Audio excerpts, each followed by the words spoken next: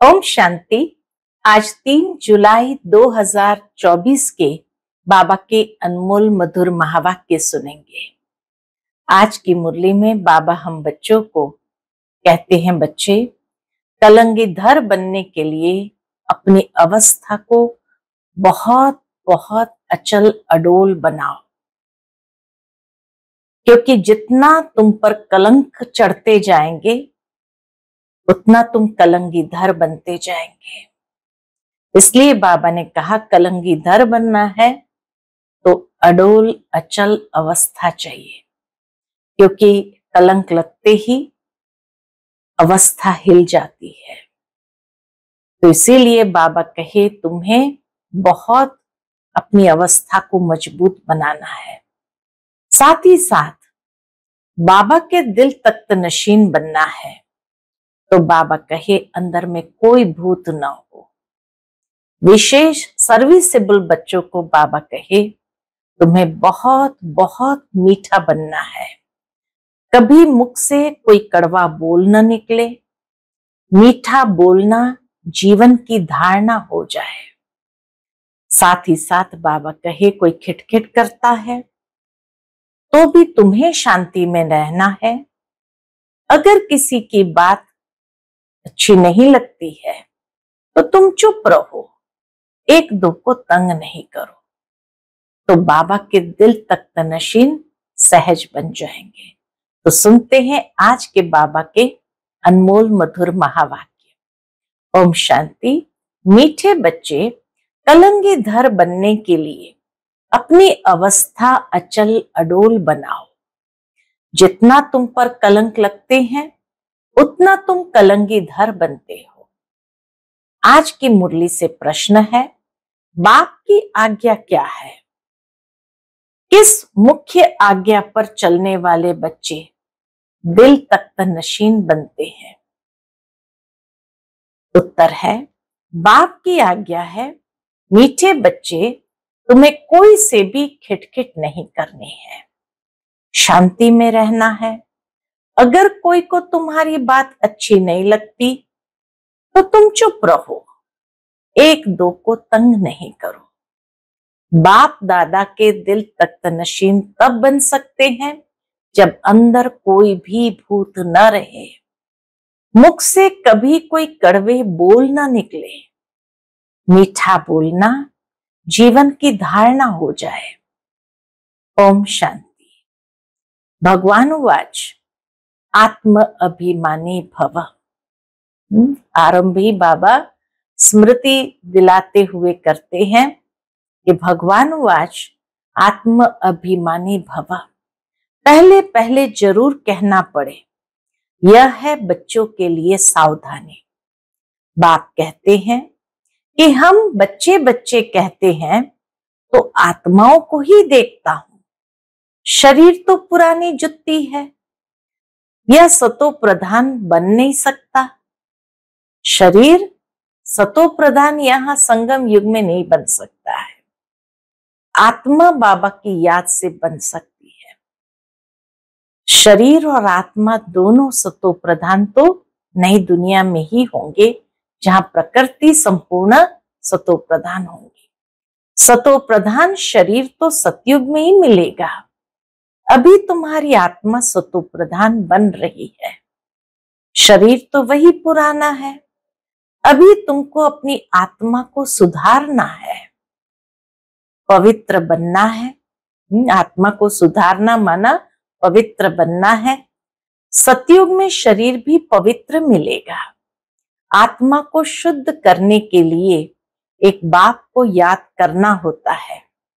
बाप भी आत्मा को देखते हैं, सिर्फ देखने से आत्मा शुद्ध नहीं होगी। ये नहीं कि बाबा ने देख लिया, दृष्टि दे दी तो आत्मा शुद्ध हो जाएगी। वह तो जितना बाप को याद करेंगे उतना शुद्ध होते जाएंगे। यह तो तुम्हारा काम है, बाप को याद करते करते सतो प्रधान बनना है। बाप तो आया ही है, इसलिए रास्ता बताने। ये शरीर तो अंत तक पुराना ही रहेगा।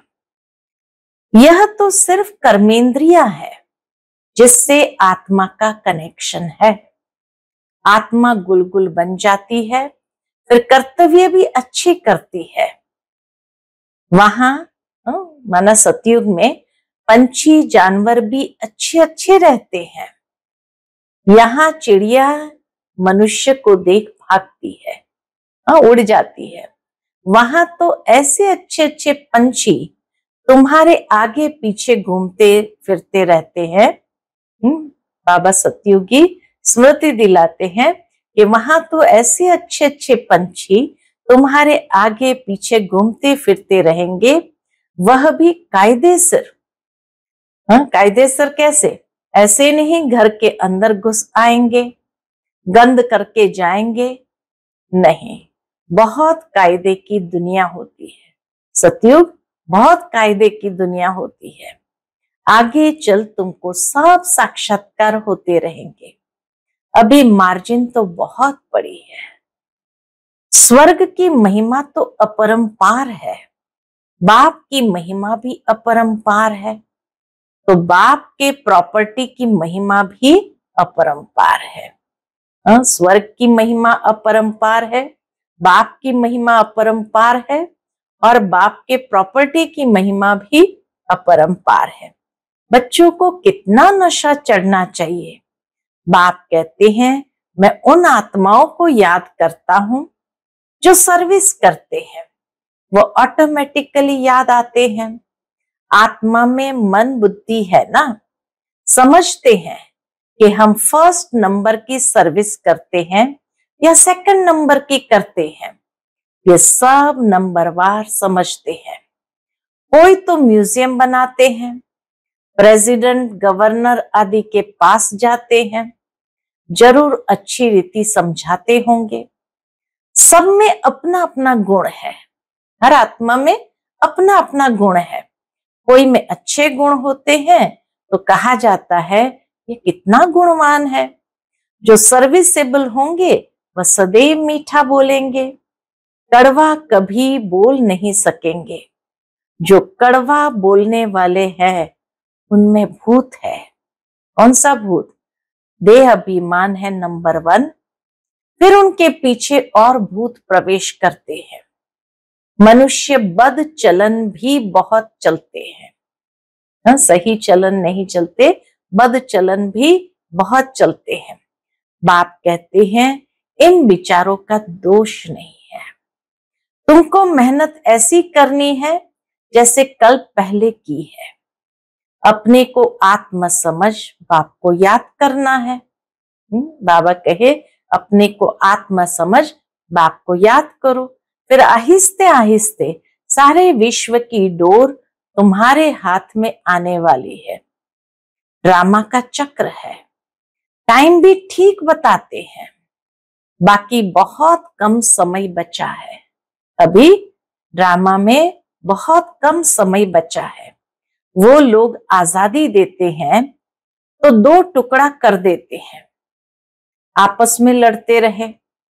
दुनिया में अगर इंडिपेंडेंस दिया, फ्रीडम दिया भी किसी देश को तो 2 टुकड़ा कर देते हैं। उसी समय हिंदुस्तान पाकिस्तान अलग हुआ था, और फिर बाबा कहे वो आपस में लड़ते रहे, नहीं तो उन्हों का बारूद आदि कौन लेगा। यह भी उन्हों का व्यापार है ना, ड्रामा अनुसार यह भी उन्हों की चालाकी है। यहां भी टुकड़े टुकड़े कर दिया है, भारत का भी टुकड़े टुकड़े कर दिया है। वह कहते ये टुकड़ा हमको मिले, पूरा बंटवारा नहीं किया गया है। इस तरफ पानी जास्ती जाता है, खेती बहुत होती है, इस तरफ पानी कम है। बाबा कितना प्रैक्टिकल बताता है कि कलयुग में क्या क्या होता है। आपस में लड़ पड़ते हैं, फिर सिविल वॉर हो पड़ती है, झगड़े तो बहुत होते हैं। तुम जब बाप के बच्चे बने हो तो तुम भी गाली खाते हो, बाबा ने समझाया था। अभी तुम कलंगीधर बनते हो, जैसे बाबा गाली खाते हैं तुम भी गाली खाते हो। यह तो जानते हो कि इन विचारों को पता नहीं है कि यह विश्व का मालिक बनते हैं। नहीं तो थोड़ी गाली देंगे। 84 जन्मों की बात तो बहुत सहज है ना, उसको समझना तो बहुत सहज है। आपे ही पूज्य, आपे ही पुजारी भी तुम बनते हो। कोई की बुद्धि में धारणा नहीं होती है, यह भी ड्रामा में उनका ऐसा पार्ट है। कर क्या सकते हैं, कितना भी माथा मारो, परंतु ऊपर चढ़ नहीं सकते हैं। तदबीर तो कराई जाती है, तदबीर यानी पुरुषार्थ तो कराया जाता है, लेकिन उनकी तकदीर में नहीं है। राजधानी स्थापन होती है, उनमें सब चाहिए, ऐसा समझकर शांत में रहना चाहिए।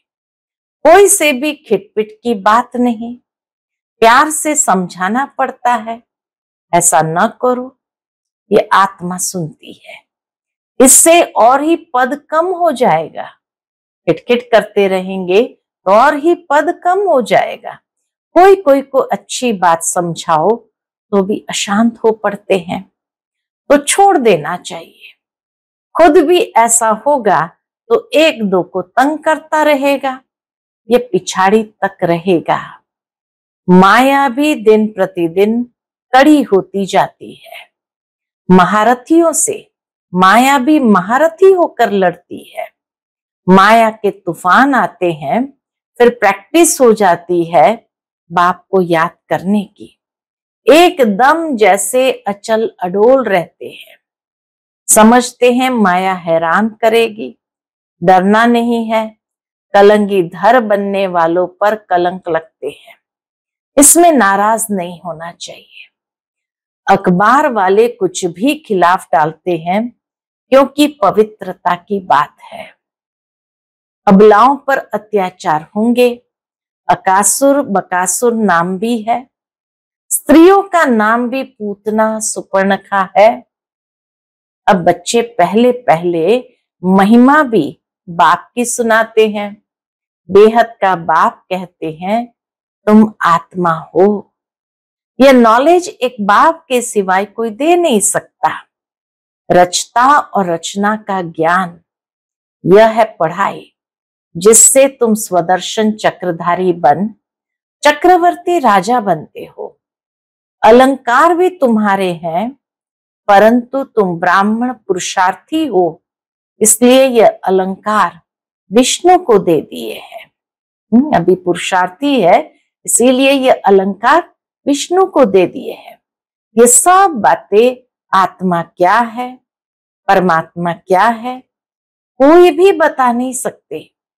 आत्मा कहाँ से आई, निकल कैसे जाती, कभी कहते आंखों से निकली, कभी कहते भ्रुकुटी से निकली, कभी कहते माथे से निकल गई। यह तो कोई जान नहीं सकता कहां से निकली आत्मा। अभी तुम जानते हो, आत्मा शरीर ऐसे छोड़ेगी, बैठे बैठे बाप की याद में देह का त्याग कर देंगे। बाप के पास तो खुशी से जाना है, पुराना शरीर खुशी से छोड़ना है। जैसे हमेशा बाबा मिसाल कौन सा देता है, जैसे सर्प का मिसाल है। जानवरों में भी जो अकल है वह मनुष्य में नहीं है। वह सन्यासी आदि तो सिर्फ दृष्टांत देते हैं। बाप कहते हैं तुमको ऐसा बनना है। जैसे भ्रमरी कीड़े को ट्रांसफर कर देती है, तुमको भी मनुष्य रूपी कीड़े को ट्रांसफर कर देना है। सिर्फ दृष्टांत नहीं देना है, लेकिन प्रैक्टिकल करना है। अब तुम बच्चों को वापस घर जाना है। तुम बाप से वर्षा पा रहे हो तो अंदर में खुशी होनी चाहिए। वह तो वर्षे को जानते ही नहीं। शांति तो सबको मिलती है, सब शांति धाम में जाते हैं, सिवाय बाप के कोई भी सर्व की सदगति नहीं करते। यह भी समझाना होता है तुम्हारा निवृत्ति मार्ग है, तुम तो ब्रह्म में लीन होने का पुरुषार्थ करते हो। बाप तो प्रवृत्ति मार्ग बनाते हैं। ये बहुत गुह्य बातें हैं। बाबा जो समझाते बहुत गुह्य बात है। पहले तो कोई को अलफ बे ही पढ़ाना पड़ता है, बोलो तुमको दो बाप है, हद का और बेहद का। हद के बाप के पास जन्म लेते हो विकार से, कितने अपार दुख मिलते हैं। सतयुग में तो अपार सुख है, वहां तो जन्म ही मक्खन मिसल होता है। कोई दुख की बात नहीं, नाम ही है स्वर्ग। बेहद के बाप से बेहद की बादशाही का वर्षा मिलता है। पहले है सुख, पीछे है दुख। पहले दुख फिर सुख कहना रॉन्ग है। पहले है सुख फिर है दुख, पहले दुख कहना रॉन्ग है। पहले नई दुनिया स्थापन होती है, पुरानी थोड़ी स्थापन होती है। पुराना मकान कभी कोई बनाते हैं क्या? नई दुनिया में तो रावण हो न सके। यह भी बाप समझाते हैं तो बुद्धि में युक्तियां हो। बेहद का बाप बेहद का सुख देते हैं। कैसे देते हैं आओ तो समझाएं। कहने की भी युक्ति चाहिए। दुखधाम के दुखों का भी तुम साक्षात्कार कराओ। कितने अथाह दुख है, अपरंपार है, नाम ही है दुखधाम। इनको सुखधाम कोई कह नहीं सकता। सुखधाम में श्री कृष्ण रहते हैं। ना बताओ, सुखधाम में श्री कृष्ण रहते हैं। श्री कृष्ण के मंदिर को भी तुम सुखधाम कहते हैं। वह सुखधाम का मालिक था, जिसके मंदिरों में अभी पूजा होती है। अभी यह बाबा लक्ष्मी नारायण के मंदिर में जाएंगे तो कहेंगे, अहो ये तो हम बनते हैं। ब्रह्मा बाबा लक्ष्मी नारायण के मंदिर में जाएंगे तो कहेंगे, अहो यह तो हम बनते हैं, इनकी पूजा थोड़ी करेंगे। नंबर 1 बनते हैं तो फिर सेकंड थर्ड की पूजा क्यों करें? हम तो सूर्यवंशी बनते हैं। मनुष्य को थोड़ी पता है, वह तो सबको भगवान कहते रहते हैं। मनुष्य तो जो आया सबको भगवान कहते रहते हैं। अंधकार कितना है, तुम कितना अच्छी रीति समझाते हो, टाइम लगता है। जो कल्प पहले लगा था, जल्दी कुछ भी कर नहीं सकते।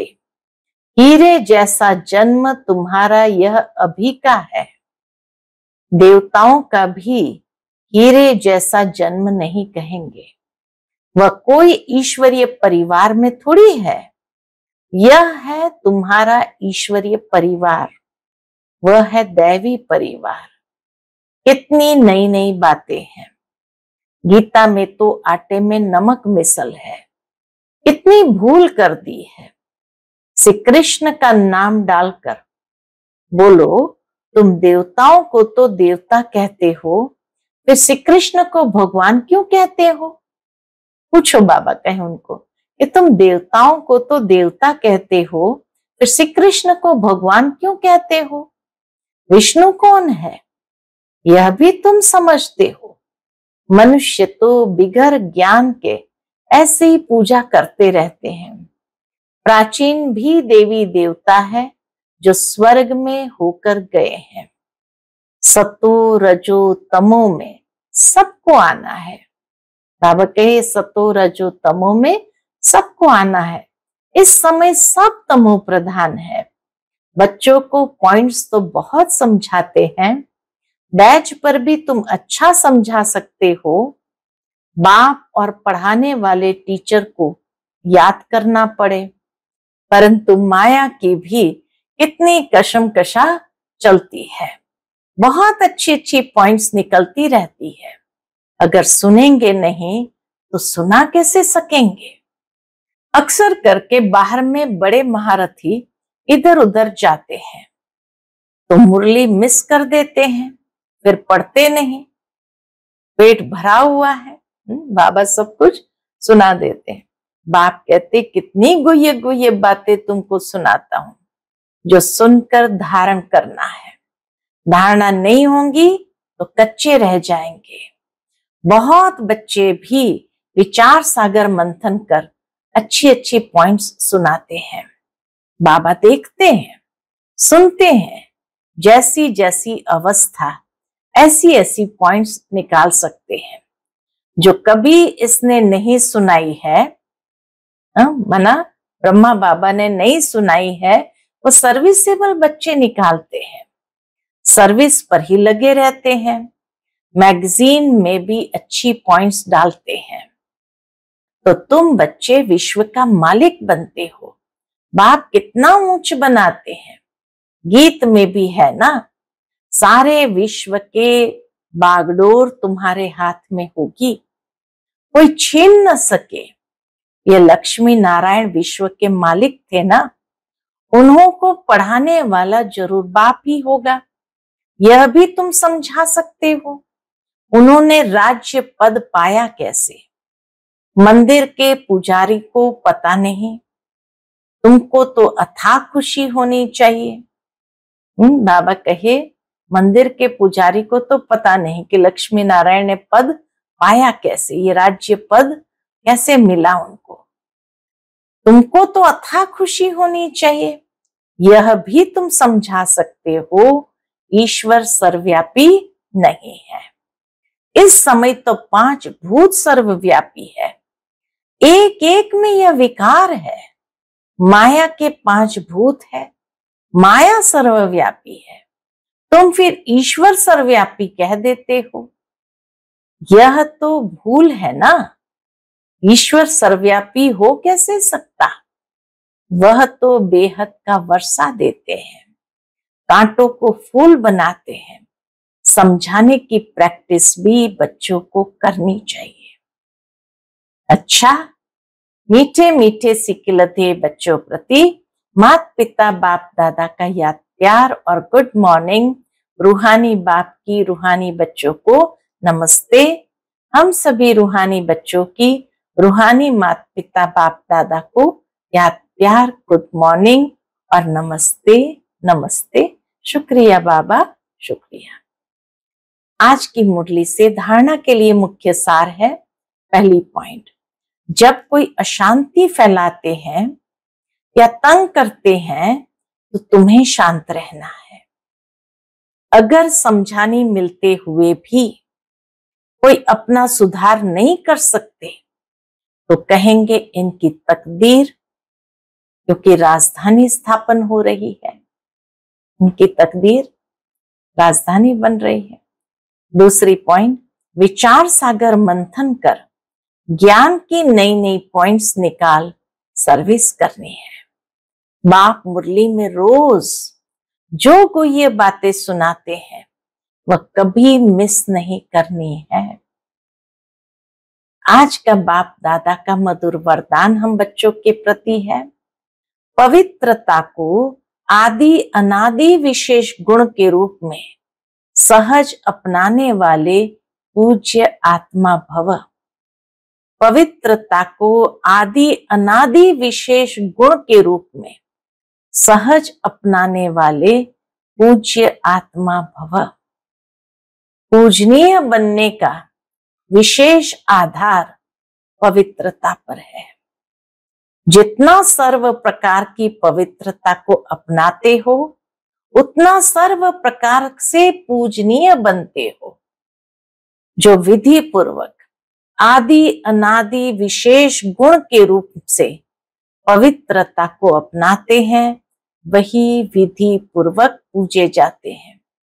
जो ज्ञानी और अज्ञानी आत्माओं के संपर्क में आते पवित्र वृत्ति, दृष्टि, वाइब्रेशन से यथार्थ संपर्क संबंध निभाते हैं। स्वप्न में भी जिनकी पवित्रता खंडित नहीं होती है वही विधि पूर्वक पूज्य बनते हैं, वही विधि पूर्वक पूज्य बनते हैं। आज का स्लोगन है, व्यक्त में रहते अव्यक्त फरिश्ता बनकर सेवा करो तो विश्व कल्याण का कार्य तीव्र गति से संपन्न हो। व्यक्त में रहते अव्यक्त फरिश्ता बनकर सेवा करो तो विश्व कल्याण का कार्य तीव्र गति से संपन्न हो। अच्छा, ओम शांति।